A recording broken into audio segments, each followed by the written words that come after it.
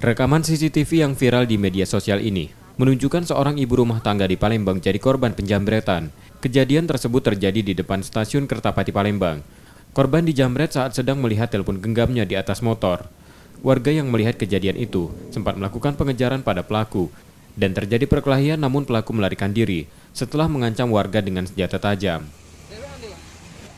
Kalau kami kan ngobrol sama kawan-kawan, tahu-tahu dia ditarik oleh pelaku itu di dalam itu, di jalan itu. Ya kami keluarga kami kejar ke belakang dia kan. Ya sempet bergulat juga di situ. HP itu lepas, nah dia langsung metu ke senjata tajam itu kan. Pelaku itu? Iya, pelaku itu kan. Jadi kami tidak ada berani kami ini.